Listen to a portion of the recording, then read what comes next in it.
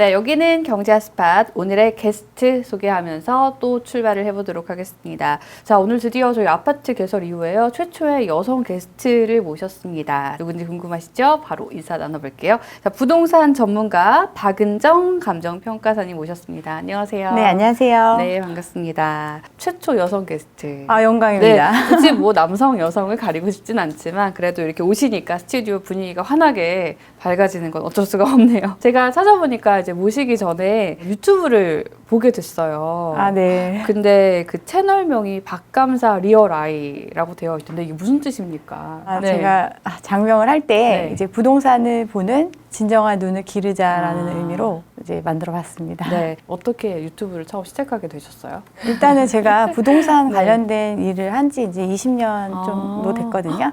2년 아니고? 아, 네, 너무 아니고. 동안이셔서. 그런 네. 거. 네, 20년 네. 정도 되면서 네. 어떤 이제 부동산 시장이 너무 과열되는 상황이나 이런 상황에 대해서 네. 이제 좀 이야기도 나누고 또 어떤 정보 차원의 교류 뭐 이런 것들도 하고 싶고 공감도 갖고 싶고 이래서 네. 한번 시작을 해봤는데 여기까지 왔습니다. 아, 네. 네. 그 꾸준히 영상 올리기가 쉽지 않잖아요. 그래서 제가 보고 와 진짜 대단하시다 그런 생각을 하게 됐습니다. 자, 본격적으로 일부 시작해 볼 텐데요. 사실 오늘 또 전문가분을 모셨으니까 부동산 시장 전망에 대해서 좀 전반적으로 여쭤보고 싶은데 사실 요즘 좀 피로하신 분들도 계실 것 같아요. 요즘 시장을 두고 뭐 언제는 안 그랬냐마는 계속 지금 반등이다, 아니다, 집값이 뭐 이제 오른다, 또 아니다 이렇게 굉장히 찬반 양론이 나뉘더라고요. 박 감사님 보시기에는요, 좀 시장 상황이 어떨 것 같습니까?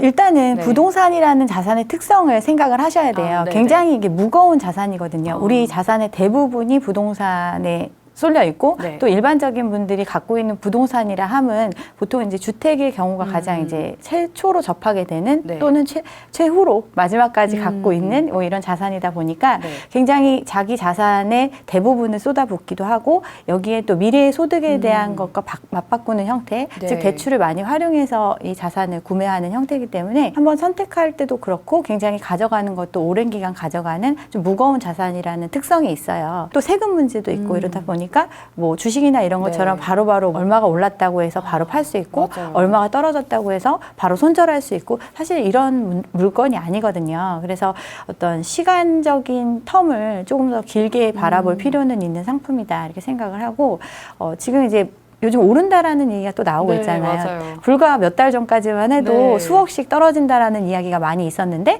지금은 이제 오른다라는 쪽으로 이야기를 하고 있는데 이것도 사실은 이거에 크게 동요될 필요는 없다고 생각을 합니다. 일단 가격이 그동안 비정상적으로 한 5년 정도 네. 장기간 올랐잖아요. 그 전에 거의 10년 정도로 보고 최근 5년간의 상승폭이 굉장히 큰 형태로 가격이 많이 올랐다가 올 초부터 이제 가격이 조정되는 모습이 나타났었는데 네. 이제 최근 들어서 다시 이제 거래가 좀 살아나고 가격이 오른다 이런 이야기가 나오고 있습니다. 네. 근데 이 거래의 형태를 보면 이제 굉장히 개별적인 물건이기 때문에 올라간 가격에 팔릴 수도 네. 있고 그거보다 뭐 몇 억 빠진 금액에도 개별적인 특성이 있기 때문에 거래될 수 있는데 그 가격을 받쳐줄 수 있는 거래량이 유지가 되느냐를 보고서 이게 진짜 반등이다, 이게 진짜 하락이다 네. 이런 걸 판단할 수 있을 것 같습니다. 근데 지금 있는 현상은 올해 들어서 이제 3,000건대 서울 아파트 거래량 기준에서 네. 3,000건대의 모습을 보인 게 이제 한 3달 정도 이 정도 됐어요. 근데 이 전까지는 어땠느냐 하면 1,000건도 안 되는 거래량을 보였거든요. 그 거래량 자체는 조금 올라온 건가요? 그러니까 지금 이제 3,000건이니까 기존에 1,000건밖에 안 되던 거래량에서는 3,000건 정도로 올라왔다. 이렇게 네. 판단하실 수도 있을 것 같지만 이 양 자체가 일반적인 평년적인 수준에 비해서는 여전히 적은 형태라고 볼 수 있습니다. 그러니까 작년 말부터 네. 해서 가격이 조정되기 시작한 이유가 거래가 급감을 하면서 거래가 안 되니까 그쵸. 이제 가격이 호가도 내려오고 실제로 거래되는 체결되는 양은 낮지만 체결될 때마다 가격이 좀 내려가는 형태 이런 식으로 해서 이제 금액이 많이 빠지는 형태가 나타났는데 이제 올해 1.3 대책을 발표한 이후에 즉 대출의 규제를 완화해주고 네. 부동산에 관한 규제들을 다 풀어주면서 정책적으로 예전과 금리 상황이 유사하게 돈을 빌려줄 테니 제발 사라. 이런 정책을 하다 보니까 그 정책의 효과로 거래량이 늘어난 상태거든요. 네. 그러니까 인위적인 부양을 통해서 늘어난 거래량이 평년적인 수준의 거래량보다는 현저히 부족한 상태다. 즉 이게 정말 반등이라고 말할 수 있는 수치냐에 대해서는 굉장히 회의적으로 볼 수밖에 없다는 거죠. 영끌이 한참이던 시기에 20년도, 21년도 가장 많은 거래량을 보였을 때가 한 달에 15,000건, 16,000건 이렇게 이상적인 거래량이 네. 나타난 정도로 과열이 됐었거든요. 그랬던 거래량이고 이제 아예 가격의 변동이 거의 없었던 시기 2013년도, 14년도 이 정도 때만 해도 5, 6천 건에서 7천 건 요 정도의 거래량을 보였던 게 일반적인 시장이었거든요. 지금 그때보다는 훨씬 그렇죠. 현저하게 줄어든 거예요. 예전에 거래가 네. 사라졌다고 얘기했을 때의 수준보다 조금 높은 상태 네. 이 정도의 거래량이기 때문에 이것만 가지고 과연 여력이 있느냐 앞으로 계속 다시 반등할 수 있느냐를 판단하기에는 저는 회의적이라고 생각을 합니다. 자, 그럼 거래량을 봤을 때 저희가 뭐 한 10년 전부터 추세로 봤던 그런 거래량을 아직은 따라오지 못하고 있기 때문에 시장 상황이 그렇게 좋지만은 않다고 보시는 것 같아요. 그렇다면 그런 관점에서는 서울 아파트 기준으로 집값은 아직도 조금 하락 여지가 남아 있는 거죠. 요거는 또 어떻게 보고 계신지 궁금합니다. 일단은 사람들이 이제 되게 쉽게 받아들이는 거는 네. 자고 일어나면 5천만 원이 올랐다, 1억이 올랐다 이런 집값에 대해서는 네. 본인이 어떤 갖고 있는 집이라면 당연히 이제 내 자산이 1억이 늘었다, 2억이 늘었다 이렇게 판단을 하세요. 네. 근데 사실은 이게 장부상에 또는 어떤 최고가, 많은 거래가 뒷받침이 되지 않는 상태에서 네. 나온 최고가를 기초해서 자신의 자산 가격을 그 정도라고 생각을 하고 있는 거거든요. 그렇기 때문에 실질적인 가치로 내려오는 데까지 사람마다 생각하는 그 폭이 좀 다를 수가 있는 거고 네. 저는 그래서 이제 고점 대비해서 아직도 갈 길이 멀다고 생각을 합니다. 지금 말씀해주신 대로 저도 이제 아파트 그 실거래가 요즘 알림을 해놓으면 카카오 같은 데서 계속 뜨더라고요. 저희 아파트 거래될 때마다 그러면 이제 꼭 제가 돈 번 것 마냥 그런 마음을 갖곤 하는데 살지도 못할 거면서 그런 마음을 갖는데 아직은 조금 저희가 좀 보수적으로 볼 필요도 있겠습니다. 자, 그러면 혹시 이게 진짜 반등인지 가짜 반등인지 알아볼 수 있는 방법이 거래량 말고 또 있을까요? 네, 서두에 말씀드렸던 게 이제 거래량이고 네. 그러니까 결국은 집이라는 상품을 네. 누가 소비를 할 것인가 나의 다음에 네. 누가 사줄 것인가를 생각해 보면 너무나 명확한 답이 나와 있거든요. 결국은 되게 여러 종류의 집들이 있잖아요. 네, 그쵸. 굉장히 부자가 사는 고가의 주택이 네. 있을 거고 네. 일반적인 사람들이 살고 있는 또 일반적인 사람들이 선호한다는 그 표준적인 형태의 집이 바로 아파트잖아요. 네. 결국은 그런 그 아파트나 또 그 아파트가 위치한 지역, 입지 이런 것들에 따라서 그 소득 수준에 맞는 사람들이 들어와서 살아주게 되어 있는 상품이 네. 바로 아파트예요. 아. 그리고 어떤 외국의 자본이 들어와서 이 아파트를 막 사줄 수 있는 이런 구조가 아니고 네. 결국은 우리나라에서 거주하고 우리나라를 생활 기반으로 하는 사람들이 수요하는 상품이 바로 네. 아파트거든요. 그렇죠. 그러면 내가 산 가격보다 훨씬 더 비싼 값에 누군가 사주려면 앞으로 시간이 지난 후에 이 사람이 나와 비슷한 사람이 소득이 많이 늘어나서 내가 산 가격보다 더 많은 돈을 네. 마련할 수 있는 사람이라던가 아니면 또 그 사람이 자기의 신용을 바탕으로 한 대출을 더 많이 땡겨와서 내가 산 가격보다 네. 훨씬 더 비싼 값에 사줄 수 있는 구조가 돼야 집값이 올라가겠죠. 그러네요. 네, 그 누군가를 잘 생각을 못 하고 그쵸. 있네요, 우리는. 근데 우리는 평상시에. 막연히 언론이나 뭐 이런 네. 데서는 돈 많은 사람 많다. 그러니까요. 뭐 돈 많은 네. 1인 가구 많고 뭐 소득이 나와는 다른 사람들이 굉장히 많다 이렇게 얘기하지만 통계적으로 나오는 소득의 수치는 우리 이미 알고 있잖아요. 평균적으로 뭐 5, 6천 버는 네, 정도 네, 네. 수준이잖아요. 네. 서울의 평균이 12억이라고 하는데 그 집을 소비해 줄 수 있는가를 생각해 보면 우리가 얼마나 많은 이제 거품이 끼어 있는 수치를 보고 있는 건지 네. 생각해 볼 수 있을 것 같습니다. 그러니까 제가 집을 한 3년 전에 샀는데 그때하고 지금하고 버는 돈은 큰 차이가 없거든요. 근데 집값은 아주 조금 올랐어요. 네. 그럼 지금 이 집값을 제가 감내하면서 살 것인가 생각해 보면 그것도 약간 물음표긴 하네요. 그렇죠. 그리고 네. 이제 최근에 영끌 열풍이 네. 불었던 시기에 기존의 가격보다 두세 배 오른 가격에 들어오신 분들이 많잖아요. 맞아요. 그런데 네. 전체적인 아파트 물량을 놓고 보면 그렇게 움직인 물량은 분양 물량 빼고 네. 일반적인 기축 기준에서는 회전율로 봤을 때는 10% 내외밖에 안 돼요. 그러면 나머지 90%는 과거에 굉장히 낮은 가격으로 이미 구매해서 맞아요. 보유하고 네네. 그 대출을 감당하고 있는 사람들이에요. 최근에 들어온 영끌에서 들어온 사람들이 기대치가 높은 것이지 이미 갖고 있었던 90%가 그만큼의 기대치를 갖고 있는 게 아니고 이런 분들은 그럼 집값이 조정이 됐을 때도 당연히 그 감당할 수 있는 룸 자체가 크기 때문에 더 싸게 영끌했던 사람들보다는 훨씬 더 상대적으로 낮은 가격에 매물을 내놓을 수 있는 거죠. 그러면 네. 지금 그 말씀해 주신 걸 기반으로요. 이 부동산 시장에서의 가격이라는 게 사실 수요와 공급에 의해서 좀 정해지는 측면도 있지만요.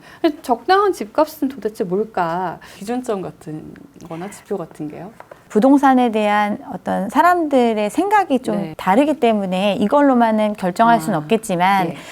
보통 이제 소득 대비해서 평균 집값이라고 하는 지수가 있거든요. PIR이라는 예, 지수가 예. 있는데 그래서 자기가 1년 동안 버는 소득을 다 모아서 몇 년을 모았을 때 이 집을 살 수 있느냐. 네. 그 집의 가격의 수준 이런 거를 이제 우리는 적정 수준을 이제 판단하는 지표로 참고 지표로 네. 사용을 하는데 과거에는 이제 서울 아파트 기준에서는 한 7, 8년 정도 모은 연봉이면 네. 이제 내 집 마련이 가능한 이 정도였거든요. 네. 근데 보통 자기가 연봉 다 벌어가지고 그 다 모을 순 없잖아요. 다 쓰죠, 거의. 그러니까 2배 정도로 네, 생각을 네. 하면 되는데 그러면 네. 한 뭐 15년에서 16년 정도 저축을 했을 때 내 네. 집을 온전히 마련할 수 있는 정도 가격 수준이었다면 최근에 이제 영끌 열풍이 일어서 가장 고점을 찍었다고 하는 데 기준하면 19배거든요. 네, 연봉, 네. 예. 그러면 거의 한 40년 정도치를 다 모아야 그 네. 정도 집값이 됐다라는 의미거든요. 불과 몇 년 사이에 네. 달라진 게 없는데 그러니까요. 집값이 얼만큼 올라갔는지를 우리가 느낄 수가 있는 거죠. 근데 결국은 집을 지금 마련할 때 자기 돈만으로 사는 사람은 없어요. 그럼 대부분 대출을 활용을 하잖아요. 그럼 대출은 어떻게 온 건지를 생각을 해보면 대출이라는 거는 이 사람이 갚아낼 수 있을 거다라는 그 정도를 보고 빌려주는 그렇죠. 거예요. 네. 그리고 이 물건이 어느 정도의 담보 가치가 있는지를 보고 이 사람이 갚을 능력이 있는지를 판단해서 대출을 해주는 건데 그 양이 굉장히 많아졌던 거죠. 그동안은. 대출의 양이요. 대출의 양이. 그리고 그리고 감당할 수 있는 수준을 높게 잡아준 거죠. 그러면. 감당할 수 있는 수준을 아예 보질 않았죠. 그냥 집값이 해준 거예요. 네. 이 정도 되니까 집값 대비해서 이 정도를 빌려주겠다. 그런데 이 빌려준 돈은 결국은 자산을 처분하지 않으면 갚을 수 없는 돈들인 그렇죠. 거예요. 내가 예전에 대출을 받았던 것만큼 대출을 받을 수 있는 구조인지를 생각을 해보면 이제 그런 상황이 아니거든요. 조금 빡세졌죠. 과거에는 소득을 보지 않았다면 이제는 소득을 본단 말이에요. 그럼 이 사람이 자기가 벌어들이는 소득 대비해서 담보 가치는 이만큼 있더라도 네. 감당할 수 있는 만큼만 빌려주게 제한이 되고 있는 상황이거든요. 앞으로 그렇게 갈 수밖에 없고 네. 금융 건전성을 위해서는. 그러니까 과거에는 그렇지 않은 사람들이 빚을 이만큼 내서 사놓은 집을 이제는 그런 걸까지 네. 깐깐히 따지는 사람들이 그거보다 더 많은 빚을 내서 네. 사주지 않으면 오른 값에 팔 수 없는 거죠. 감정평가사시니까 네. 평가하고 지표 측정하고 이런 일을 오래 하셨잖아요. 네네. 집을 사는 입장에서는 뭐를 제일 뭐 입지가 있을 거고 교통도 있을 거고 뭐를 제일 중요시 봐야 될까요? 그러니까 집을 네. 지금 이제 내가 이 집을 사서 돈을 얼마나 많이 벌겠다 네. 이런 개념보다는 정말 본질적인 가치를 생각을 해야 된다고 네. 저는 생각을 하거든요. 집이라는 것이 주는 네. 주관적인 효용이 굉장히 큰 상품이고 결국은 뭐 아파트도 마찬가지고 자동차도 마찬가지고 본인이 이걸 소비함으로써 네. 누릴 수 있는 충분한 주관적인 효용이 있잖아요. 네. 그리고 기꺼이 그만큼을 내가 지불할 수 있는 능력이 있는지 이걸 보고서 집 값이나 어떤 지역이든 그 자기 그 수준에 맞는 네. 그런 집들을 구매를 하셔야 된다고 생각을 하는데 지금 보면 대부분은 내가 뭐 직장이 막 한 2시간, 3시간 걸리더라도 여기가 더 오른다고 하면 막 이렇게 무리하시는 분들 있잖아요. 네. 이제 처분해서 그만큼의 자산 이득을 줄 수 있다라는 확실한 믿음 또 그런 시장 상황이 될 거라면 모르겠지만 사실은 그러기 힘든 네. 시장에서 그럴 필요가 있는지 수십 년의 인생을 저당 잡힐 필요가 있는지에 대해서 좀 고민하고 사셨으면 좋겠습니다. 네, 진짜 내가 살아가고 내가 생활해야 되는 게 집이니까 뭐 네. 투자의 자산이기도 하지만 그런 매일의 효용도 한번 검토를 잘 해보면서 이 시장을 보셔야겠습니다. 요즘 금리가 그래도 몇 년 전보다는 많이 갑자기 저희가 받아들이기에는 좀 올랐잖아요. 그러니까 수십 년 걸쳐서 보면 좀 아직 저금리라고 하는데 일단 미국 금리가 5.5% 정도고 또 한국 같은 경우는 3.5%로 유지되고 있습니다. 5.5%의 미국 기준금리 3.5%의 한국 기준금리. 이 정책 방향성에 대해서 어떻게 보고 계세요? 이게 또 부동산 시장에 어떤 영향을 미칠지 그 부분을 좀 질문 드리고 싶습니다. 일단 금리가 왜 올라갔는지부터 우리는 생각을 해야 합니다. 금리가 왜 올라갔을까요? 코로나로 인한 막대한 유동성으로 인해서 네. 돈을 풀었고 그거를 다시 긴축을 하기 위해서 물가 때문에 올렸다. 이렇게들 많이 알고 계실 것 같아요. 돈을 네. 많이 풀었기 때문에 네. 그동안도 돈을 많이 풀었어요. 네. 초저금리 상황이 꽤나 오랜 기간 맞아요. 유지를 했었잖아요. 근데 돈을 많이 풀었는데 인플레가 어떤 실질적인 인플레가 네. 오지는 않았어요. 그런데 우리가 이제 코로나 3년을 겪으면서 네. 과거에는 돈을 많이 풀고 수요가 막 늘어나도 공급을 잘 할 수 있는 구조였어요. 그런데 네. 코로나 사태를 겪고 나면서 글로벌화 됐던 그 시장 환경 자체가 공급망 자체가 네. 좀 붕괴되고 자국에서 먼저 소비하고 네. 이런 상황이 됐잖아요. 네. 즉 공급 부분에 있어서 문제가 생긴 거예요. 공급 측면에 최초에 수요 측면에서는 돈을 그동안 많이 풀어줬기 때문에 사람들이 쉽게 살 수 있으니까 인플레가 올 수 있는 환경이었는데 공급이 막히지 않았으면 이게 문제가 안 됐을 건데 코로나 사태가 터지면서 이게 현실화가 되기 시작을 한 거예요. 그러면 연준 입장에서는 네. 돈을 많이 풀었던 주체가 돈을 회수하는 쪽으로 공급 부분은 우리가 어떻게 할 수가 없잖아요. 그 각 개별적인 사정이 그렇죠. 있으니까 그렇기 때문에 이제 긴축이 시작이 된 거예요. 계속 파티를 벌일 수 있었으면 네. 언제까지든 계속 유지하고 싶었지만 그렇지 못한 상황이 왔기 때문에 이제 금리를 올리는 선택을 했고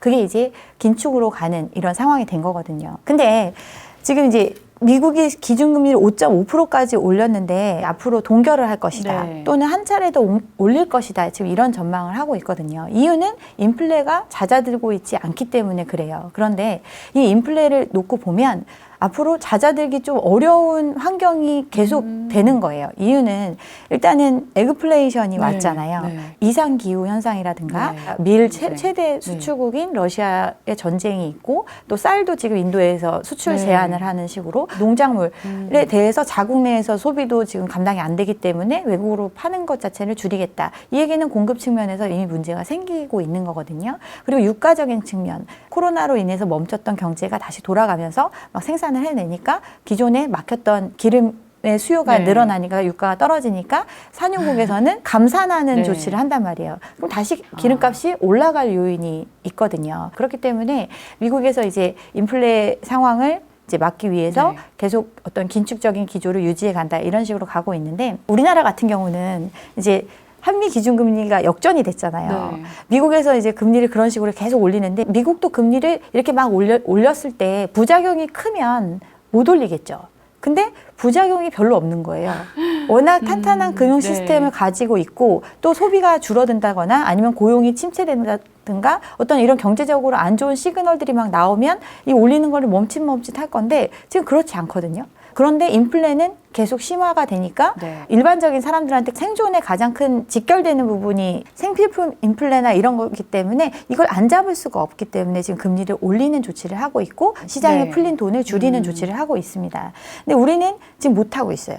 이유는 우리는 인플레만 있는 게 아니라 스태그플레이션 네, 상황이 맞아요. 왔기 때문에 경기가 침체되고 있는 상황이기 때문에 지금 어떤 금리를 막 올렸다가는 더 경기가 위축될 수 있으니까 지금 못하고 있어요. 또 하나의 이유는 갖고 있는 부채가 너무 크기 네. 때문에 지금의 금리 수준으로도 견디지 못해서 연체율이 증가하고 파산, 회생 뭐 이런 것들이 늘어나고 있는 시장이잖아요. 지금 사람들이 이미 이 낮은 금리에도 3.5%인데도 제약적이라고 느끼는 거예요. 이 시장 자체가. 견디지를 못하는 상황이기 때문에 금리를 못 올려요. 또 금융 불안정성 때문에 여기서 금리를 더 올렸다가는 더 연체율이 늘어나고 금융권의 건전성 지표가 떨어지고 그러면 우리의 신용도가 하락을 하고 그러면 돈이 마르는 시장에서 더 돈을 구하기가 힘들어지고 그렇기 네. 때문에 이제 어쩔 수 없는 선택으로 동결하는 조치를 하고 있거든요. 근데 이제 한미 기준금리 역전이 이제 2%가 됐어요. 유례없는 격차거든요. 이 얘기는 우리보다 훨씬 더 안전한 나라에서 훨씬 더 경제적으로 성장하고 있는 나라에서 네. 더 높은 금리를 쳐주고 있는 시장이라는 거예요. 그럼 우리나라는 뭐 외국에서 보기에는 네. 아직도 이제 분단 국가고 여러 가지 리스크가 부분이 있다. 있잖아요. 리스크가 네. 있는 지역이잖아요. 그러니까 리스크가 있는데 금리는 낮게 주는 시장에 돈을 투자를 할 것인지 아니면 금리도 높고 네. 더 안정적인 시장에 투자를 할 것인지 돈의 흐름 자체는 너무 명확하게 흘러갈 수밖에 없는 구조거든요. 그렇기 때문에 한미 기준금리의 역전을 이제 우리는 우려를 하는 거고, 우리나라에 계속 달러가 머물게 하는 그런 환경이 되려면 우리나라가 미국보다는 좀 더 높은 금리를 유지하는 형태, 네. 이렇게 그동안 전통적으로 유지를 했던 거거든요. 그래서 이제 지금 좀 위험한 상황이죠. 최근에 그 경기 침체 얘기 나오면서 부동산 PF 대출 얘기가 계속 나오고 있거든요. 뭐 새마을금고 얘기도 나오고, 그래서 뭐 제 주위에서는 새마을금고에 전화도 해보고 그랬다고 하던데, 부동산 시장의 가장 큰 문제가 PF 대출 문제랑 지금 얽혀 있는데, 이 문제가 얼마나 심각한 겁니까, 검사님? 일단은 이제 네. 금리가 네. 우리는 이제 동결을 하고 네. 있지만 시장의 금리 자체는 올라가고 있어요. 네. 이 얘기는 우리는 기준금리를 이렇게 정해서 가고 있지만 우리가 돈을 구할 때는 네. 지금 우리 기준금리와 상관없이 미국의 금리 흐름을 따라가고 있거든요. 지금 돈이 마르는 시장에서 네. 모두가 돈을 원하고 있는 시장이잖아요. 네. 그동안 계속 돈을 풀어 제끼면서 유지해왔던 규모이기 때문에 계속해서 돈이 흘러들어와 줘야 그걸 유지할 수가 있어요. 그런데 돈이 마르는 시장이야. 그러면 선택적으로 돈이 흘러들어갈 그렇죠. 수밖에 없고, 네. 우리가 돈을 구할 때는 우리의 기준금리와는 별개로 외국에서 모든 자본이 경쟁을 해서 이 돈이 들어오는 네. 거기 때문에 우리도 조달하는 금리가 올라갈 수밖에 없는 거예요. 그런데 이제 아까 대출을 굉장히 많이 네. 해줬다고 했잖아요. PF 부분도 마찬가지거든요. 부동산 시장이 화랑이 됐다고 하니까 네. 부동산 개발을 하는 사업에 돈을 많이 빌려준 거예요. 이 사업성만 보고 땅을 사는 데도 빌려주고 네. 건물을 짓는 데도 빌려주고 분양을 해서 이게 나중에 돈이 다 회수될 거다라는 가정하에 돈을 몇 년간 빌려주는 구조로 PF 대출을 많이 해줬어요. 그런데 이 PF 대출은 그러면 이 프로젝트가 진행이 되고 분양이 돼서 현금으로 들어와 줘야 그렇죠. 종결이 되죠. 네. 근데 부동산 시장이 꺾였어요. 그러면 이들이 사업을 할 때, 사업성을 판단할 때 지금 산 가격에는 사업성이 없는 상황도 될 수 있고, 분양가 자체를 막 높일 수 있는 구조가 아닌데 이미 땅 자체도 계속 화랑이다고 하니까 비싸게 샀고, 건물을 짓는데도 원래 짓는 것보다 생각했던 것보다 인플레가 오고 하니까 돈이 더 들어가는 거예요. 비용이 더 늘어나는 구조죠. 네. 거기에 이걸 하는데 자기 돈으로 하는 게 아니라 금융 비용을 고려해서 사업을 하는데 그 이자가 올라갔어요. 네. 이 사업 자체가 유지되기가 굉장히 어려운 상태인 거예요. 돈은 아까도 말씀드렸다시피 안전하고 더 많은 금리를 주는 곳으로 흘러들어가게 되어 있고, 그럼 이 PF 시장에 있는 많은 사업들이 선별적으로 살아나는 것과 그렇겠네요. 살지 못하는 것들이 네. 생길 수밖에 없는 이런 상태인 거죠. 그래서 지금은 거의 단기 RP나 뭐 이런 걸로 단기로 돌리고 있는데 6개월 단위 뭐 네. 1년 단위 연장해서 이 시기만 넘어가고 하자 해서 이렇게 지금 흘러가고 네네. 있는 상태인데, 과연 이게 다 좋아질 수 있을까? 에 대해서 굉장히 부정적인 거고, 이 얘기는 여기에 돈을 빌려준 금융기관들도 문제가 된다는 거예요. 지금 이제 새마을금고 사태가 나온 것도 PF 연체가 5% 정도 네네. 되잖아요. 증권사 같은 경우는 15%가 넘어가고 있어요. 이 PF 관련 대출에 대한 부실 문제가 점점 네. 이제 현실화되고 있는 상태거든요. 거기에 건설사들이 이제 부실 시공 문제들이 많이 있었잖아요. 네. 이 얘기는 건설사가 이 PF 사업에 대해서 책임 준공이 들어간다든가 아니면은 초창기 단계에서는 보증을 한단 말이에요. 그런 사람들에 대한 신용도가 떨어진다는 걸 의미하고, 이 얘기는 또 시장에서 돈을 네. 조달할 때 높은 금리 내지는 돈을 안 빌려주는 이런 상황이 될 수밖에 없다라는 거죠. 그래서 굉장히 이게 이제 심각하고, 그러면 금융권이든 이런 데도 이런 부실을 감당하고도 건전하게 이 상황을 넘어갈 수 있다라는 걸 보여주려면 충당금을 쌓아놔야 되는데, 이 충당금을 쌓으려면 돈이 있어야 필요하죠. 되잖아요. 네. 그래서 보통은 지금 그래서 저축은행 이런 데서 최근에 막 새마을금고 네네. 같은 경우는 7% 넘게 준다고 네. 하고, 저축은행도 뭐 4.5% 뭐 예. 5%까지 가는 이런 상황이 된 게 그만큼 돈을 구해야 되는 시장인 거거든요. 또 은행채를 발행해서 네. 이제 돈을 쌓아놔야 되는 상황. 근데 채권 시장에 들어오는 돈은 한정되어 있으니까 경쟁적으로 금리를 높게 줄 수밖에 없고, 그 수신금리가 올라가면 당연히 빌려주는 돈도 올라가는데, 대부분 지금 우리 가계부채를 지고 있는 사람들이 80% 가까이가 변동금리로 돈을 빌려 쓰고 있거든요. 맞아요. 이 네. 얘기는 이 올라간 금리를 고스란히 영향을 받을 수밖에 없는 구조라는 거죠. 지금 말씀해 주신 거, 정리해 주신 거 들어보니 이 상황이 쉽지가 않아 보이는데요. 그래서 뭐 2008년 금융위기도 뭐 부동산 때문에 일어났다 이러면서 이제 한국도 이 부동산 PF 때문에 좀 세게 말씀하시는 분들은 경제가 마작에 날 거다. 제2의 IMF가 올 거다. 이런 말씀들을 하시는데 정말 그 수준이라고 보시나요? 일단은 우리가 과거에 어떤 그런 위기를 겪었기 때문에 그런 위기가 오지 않게 하려고 선제적인 대응들을 지금 하고 있어요. 근데 선제적인 대응이라고 하는 것은 일단 1.3 대책도 그 일환이거든요. 둔촌주공 PF, 사실 둔촌주공 같은 아파트는 굉장히 많은 사람들이 선호할 수 있는 아파트임에도 불구하고 미분양이 났잖아요. 그만큼 사실은 그 가격에 사줄 수 있는 어떤 실수요가 많이 받쳐주지 않는 시장이었거든요. 그런데 돈은 다 대출로 어쨌든 사업을 끌어가고 있는데 돈을 빌려준 주체들이 돈을 이제 연장을 안 해준 거잖아요. 그래서 당장 PF 위기가 왔어요. 그래서 이 PF 위기를 해결하기 위해서 정부가 체험펀드, 정부의 돈도 그 정부의 자금 자체도 굉장히 안정적인 곳에만 선별적으로 쓸 수 있거든요. 부동산 이런 데는 돈을 이렇게 쏠 수가 없는 건데 정부가 그 부분을 풀면서 이 둔촌주공 살리기에 사실은 다 나서서 이 PF 문제를 막은 거거든요. 정부도 급하긴 급했나 봐요. 왜냐하면 이렇게 우량한 사업장조차도 돈을 못 구하는 시장인데 그런 경색이 왔을 때 나머지 그 여파가 너무 크기 때문에 커지니까. 이걸 선제적으로 막기 위해서 정부가 돈 투자할 테니까 5대 은행 모아놓고 이거 돈 빌려줘라. 이렇게 된 거잖아요. 그래서 이 위기를 넘어갈 수 있었고 허그가 보증하고 뭐 이런 모든 PF 보증도 들어가고 이런 것들은 결국은 이게 터지지 않게 하기 위한 조치였거든요. 그러니까 이런 조치를 지금 계속 하고 있는 거예요. 이번에 코로나 사태를 겪으면서 우리가 이제 대출의 규모가 너무 크기 때문에 지금 이게 모든 게 해결이 안 되는 거거든요. 근데 지금 사람들이 부동산 시장을 살려야 PF 시장의 문제가 불거지지 않으니까 사람들한테 이제 빚내서 집사라고 해줬잖아요.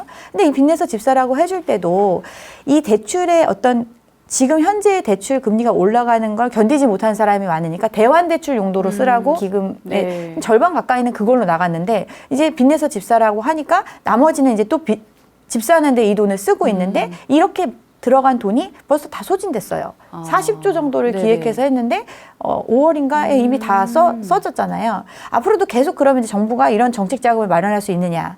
정부가 정책 자금을 마련하는 것도 시중의 금리는 이만큼 높은데 이렇게 낮은 금리를 적용해 줄 테니까 집을 사라고 하는 건데 이 차익만큼은 그러면 누군가 손실을 입어야 되잖아요. 그럼 정부가 손실을 입는 거잖아요. 이것도 고스란히 국민의 몫이네요. 그렇죠. 그래서 국채를 더 발행한다든가 국채를 발행한다는 건 결국 빚을 진다는 거거든요. 그래서 정부 부채도 지금 기하급수적으로 늘어나고 있잖아요. 제2의 IMF가 올 수 있다. 이런 얘기는 망할 때 뭐 진짜 돈이 하나도 없어서 망하는 게 아니라 어떤 일정 순간에 내가 돈을 감당할 수 없는 그런 위기가 오면 회사도 부도나고 다 부도나고 하는 거잖아요. 우리가 IMF 겪었던 것도 단기 유동성 경색 때문에 IMF를 겪은 거고 그때는 극복할 수 있었던 이유는 가계는 여력이 있었거든요. 근데 지금은 가계는 GDP 대비 105%의 빚을 지고 있는 상태고 이 빚의 규모는 가처분 소득으로 기준했을 때는 미국의 한 2배 정도, 즉 평생 벌어서는 갚을 수 없는 빚을 지고 있는 상태거든요. 이 정도 규모를 지고 있고 지금은 가게도 그거를 버텨줄 수 없는 수준이네요. 그렇죠.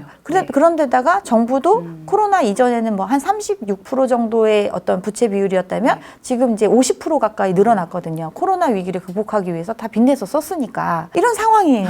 다 힘든 상황인데 터지지 않게 선제적인 대응들을 지금 해주면서 이 상황을 무마하고 있는데 과연 이게 계속 갈 수 있는지 거기에 어떤 환율 문제도 결국은 우리가 대부분 수출을 통해서 먹고 사는 나라인데 수출을 한다는 거는 달러를 기반해서 물건을 사오고 달러를 기반해서 물건을 파는 거잖아요. 근데 우리는 자원이 없는 나라이기 때문에 어떤 물건을 만들어낼 때 대부분의 자재를 수입해서 그걸 중간재로 만들어서 파는 역할을 하는 이게 우리나라 무역의 거의 주된 구조거든요. 근데 사오는 값은 달러 원화를 갖고 달러로 바꿔서 사오니까 환율이 올라가면 비용은 올라가고 파는 가격은 올릴 수가 없는 구조니까 적자를 계속 볼 수밖에 없고 그러니까 무역 적자가 쌓이고 이런 구조거든요. 그러니까 IMF 사태가 올 수 있다라고 이야기하는 게 정말 경제적으로 어떤 경기가 좋아져야 되는데 경기가 좋아지려고 하면 대외적인 부분에 의해서 많은 영향을 받는데 대외적인 게 대중이나 대미인데 대중 무역이 굉장히 많이 떨어져 있는데 중국도 지금 안 좋거든요.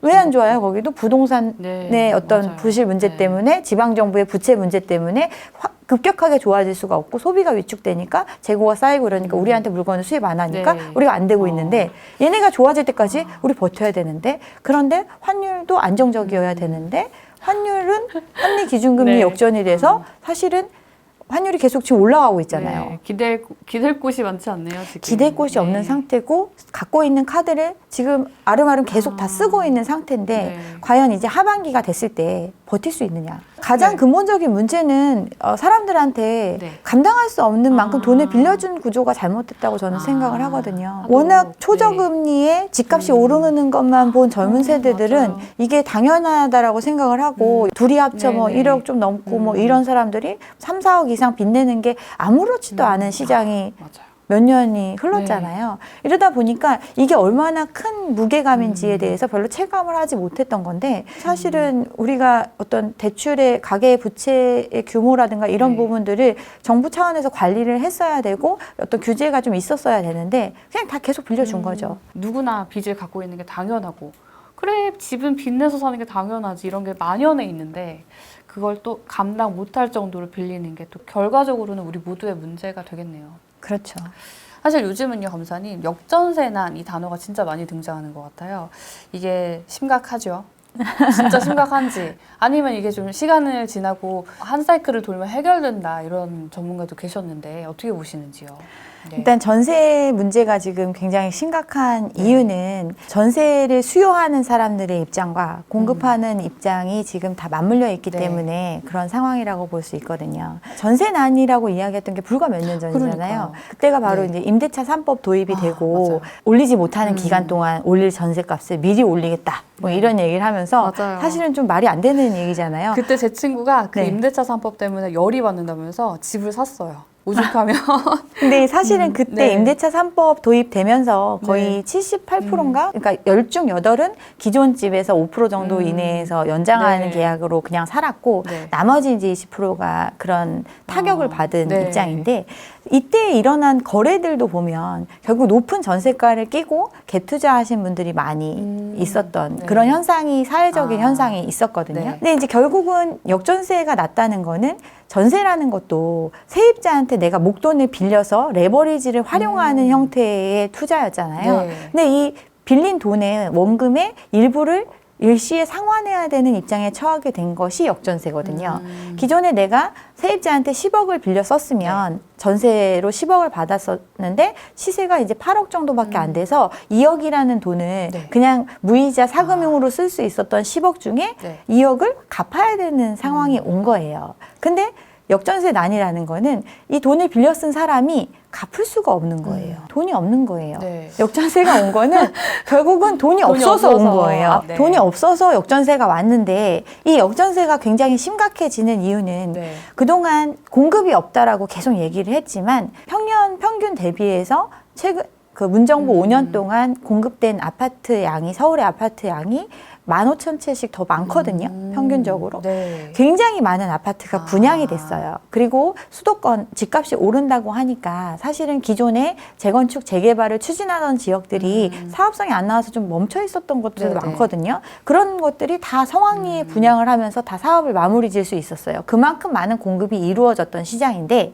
이 공급을 할 때 그럼 누가 다 사줄 수 있었느냐 생각해 보면 빚을 내서 많이 샀거든요. 계약금만 있으면 내 네, 살수 집을 있었으니까. 분양을 받으면 로또니까 계약금만 내가 마련하고 중도금은 무이자로 네. 가든 뭐 이자만 좀 부담하든 하고 나중에 잔금 때 전세를 놔서 이걸 해결할 수 있다. 아, 돈 없이 산 거네요. 그렇죠. 네. 나는 시세 차익을 얻을 수 있다. 이렇게 들어온 시장이었어요. 이렇게 과열됐던 시장이었는데 이게 실제 이제 집으로 돌아오는 거예요. 2년, 3년이 지나서 실제 이제 집으로 돌아왔는데 입주할 때가 됐어요. 입주할 때가 됐는데 이 분양가를 치르기 위해서는 돈이 필요하잖아요. 근데 사람들이 돈이 없어요. 네. 전세를 아, 놔서 이걸 해결해야 메꾸려고 했거든요. 그렇기 때문에 전세 공급 물량이 여전히 많이 있는 거예요. 근데 전세 사는 사람들은 아까 네. 친구분 얘기하셨던 것처럼 이 시기에 집을 산 사람이 많아요. 맞아요. 전세 수요 자체가 줄어들었어요. 자가가 많이 늘어났으니까 네. 줄어들었고 이 전세를 사는 사람들도 과거에는 이 전세금이 자기 자본이었어요. 거의 빚을 내지 않았어요. 전세금은. 내 돈으로 그냥 전세를 사는 그렇죠. 거였는데 자기 수준에 맞는 전세를 네. 살았어요. 전세 대출이 굉장히 활성화되면서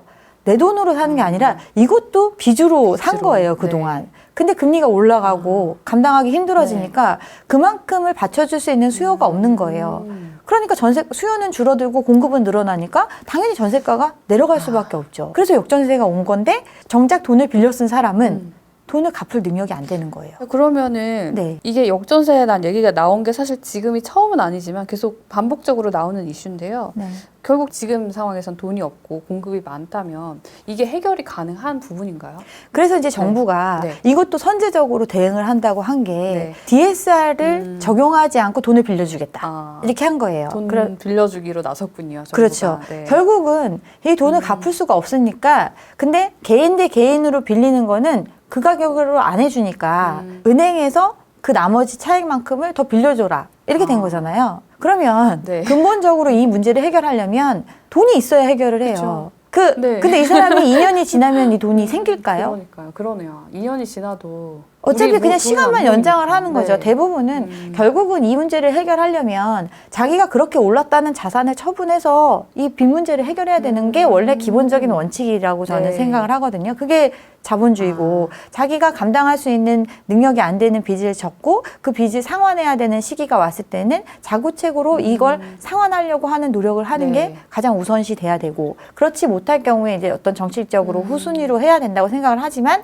이제 정부에서는 이 문제가 그만큼 심각하기 때문에 네. 선제적으로 DSR을 완화해줘서 즉 감당할 능력을 보지 않고 돈을 더 빌려주겠다 해서 이 상황을 또 연장하고 있는 거죠. 그리고 대출을 이렇게 해서 돌려준다 하더라도 그 다음에 그럼 과연 전세로 그만큼을 계속 다시 대환할 수 있는 구조면 모르겠지만 그렇지 않으면 결국은 갚아야 되는 입장이 되고 그럼 강제적인 형태로 갈 수밖에 없고 그래서 이제 경매 물건이라든가 네. 공매라든가 이게 많이 나오게 되는 거죠. 현재는. 쉽지 않은 네. 상황입니다. 역시나. 그래서 나오는 얘기가 전세를 없애버리자인데요.